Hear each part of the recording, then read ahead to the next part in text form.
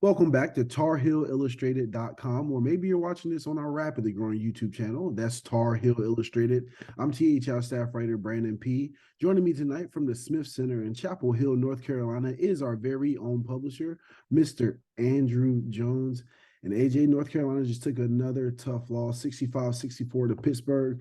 It's the Panthers' third consecutive win against Carolina. North Carolina had an overall inefficient game, shooting 34% from the field, and only 18% from the three-point line. But it was led by RJ Davis. RJ Davis has been one of the best point guards in conference play so far this season. But tonight, the junior point guard just couldn't get it going. I believe he was 3 for 15 from the field. And him and Armando Bacot were combined 6 for 25 together. And wasn't an efficient night for Carolina's two stars. So what do you think about the way they played tonight?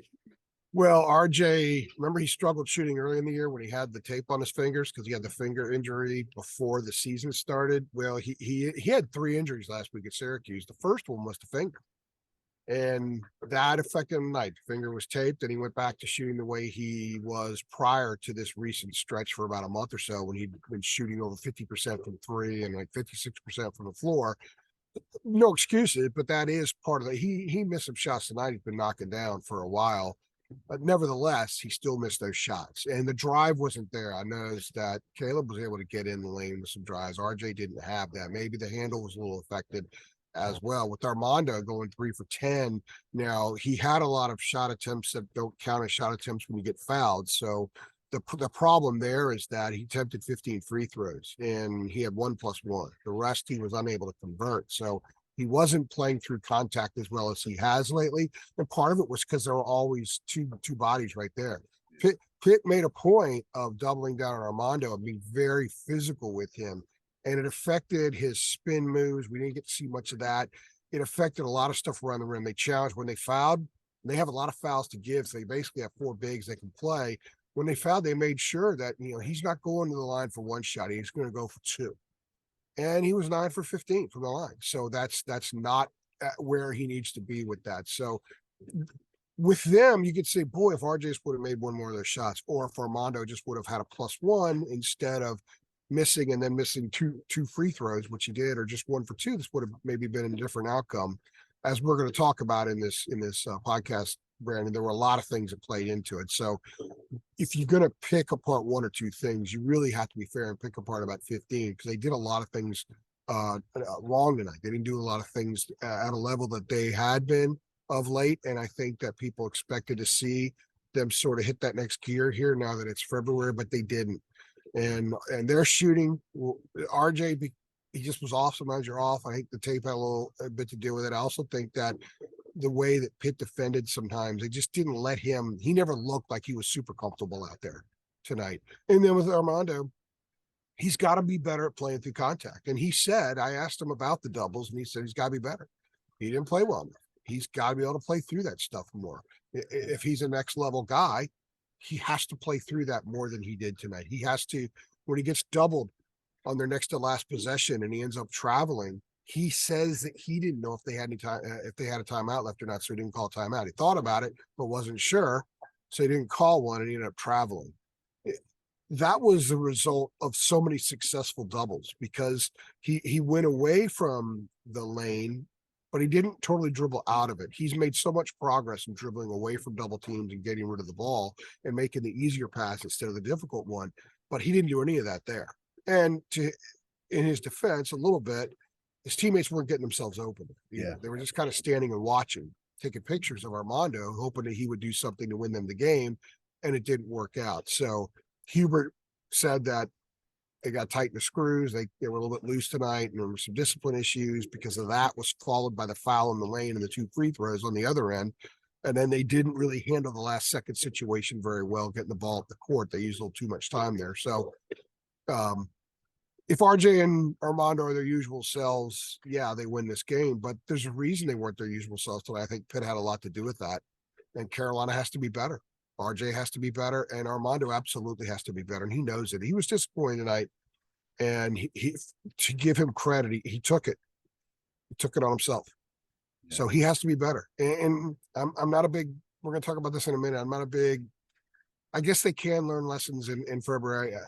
This team, I think, was still in that learning mode this time a year ago. They're a very different team now than they were then. I do think that Armando, maybe this is one last little moment where, okay, I just need to be better because he had been playing so well. Maybe this will infuse him to be at a little bit higher level on a consistent basis moving forward because they're going to need it. And that's the recipe because you don't know if Caleb's going to hit. He usually doesn't. He's struggled all year. And good gracious, if RJ's missing and they're doubling Armando, I mean, that's a recipe to beat this team, no matter who they're playing or where they're playing. Yeah, yeah. Well, another area that they have struggled in is their ability to put teams away. It's as many times where they'll get up by 8 or 9 points, and then they'll allow the other team to go on a run and close the gap, and they just couldn't put their foot on the other team's neck. And tonight they were up. There was one point they were up 46-40, and then they allowed Pitt to go on the 15-2 run to bring the score to 55-48. So AJ, that's just another example of the team not being able to put teams away, huh? It is, but it was kind of early in the second half when it was at that point. But I'm going to agree with you in the sense that I thought coming into tonight, this was an opportunity for them to flex their contender muscles. And in doing so, you don't toy around with a team like Pitt. You don't trade blows and then try to beat them at the buzzer, like the situation they were in tonight. Pitt's a good team.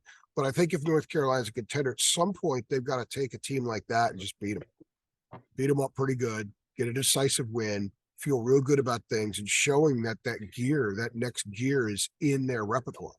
So I thought tonight was a perfect night for that to set up. Then you go into Duke and then, okay, maybe this team's going to take off because I still believe it has the ability to take off and make that push. I think what's disappointing is I really thought that they were very close to having put on the ropes there early in the second half. They were defending pretty hard. They had that incident. I think was it in the first half when they had the incident, or was it early in the second half? And they had scored 6 straight. I think that was it. They had the incident early in the second half. That Carolina scored 6 straight, I believe it was. Regardless, it was very chippy up to that point. Yeah. And it was very noticeably chippy. And Carolina at times looked like they could go on a run in the first half and maybe build a lead. And Pitt's just the body blows that they give you, if you use a boxer's terminology, the body blows after body blow they gave Carolina kept them in the game, and the Heels didn't respond to it very well. So they're up 46-40, and Cummings hits a 3, Cummings hits a 3, Cummings hits a 3, Cummings drives and feeds Federico, who cut, and defensively, Carolina lost him entirely. He had a dunk, and next thing you know, it's a 15-2 run, and the Tar Heels were playing from behind the rest of the way pretty much. So that was a concerning stretch, because when you're at home and it's February and you're a team that has been dissed for 2 months and you feel like you're suddenly not respected, and you've been playing pretty well, and you've been on a trajectory like this, even in the UVA loss, they grew, we thought, you shouldn't allow that 15-2 run to a team that's beaten you twice in a row and won last year in this building and humiliated them. That's why I'm not a big fan of the whole payback mentality. I don't think it exists. Yeah. Payback doesn't exist, because once the game starts, none of that stuff matters. So the 15-2 run was a bad look on this team, and they got very frustrated. They had some frustration fouls.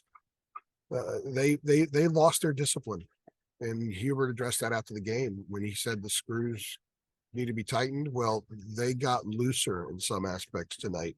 When he made reference to the discipline was, Armando should have known how many timeouts there were. Should have called timeout there. The foul on the other end that led to Burton getting the free throw. You cannot do that. You cannot do that. You cannot foul in that situation. Some of the possessions that they had were just ugly.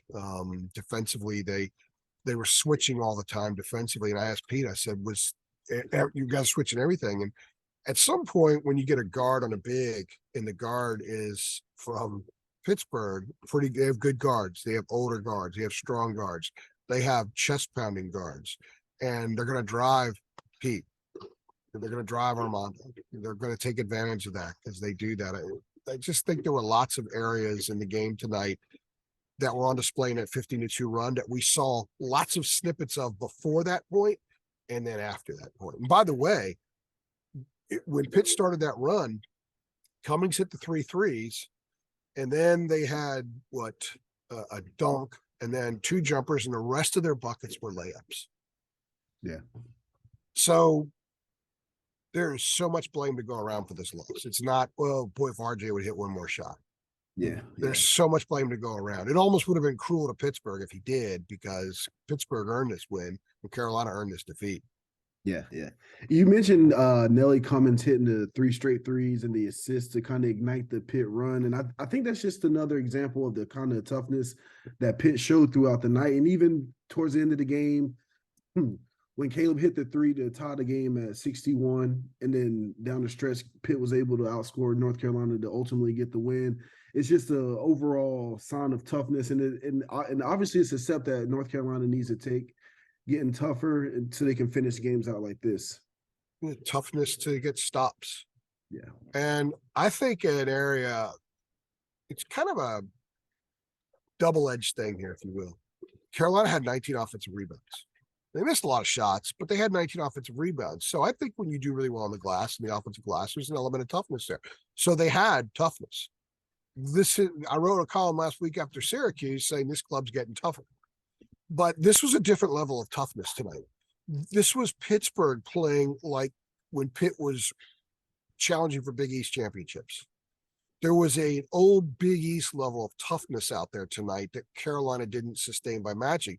The 19 offensive rebounds, fantastic, but only 13 second chance points.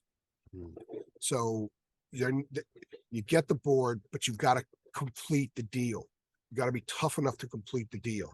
You got to be disciplined enough to make the right plays that complete the deal. You don't have to get a second chance point. You don't have to get it right away. You kick the thing out, work around, and then get a look and score a basket. That's going to count as second chance points.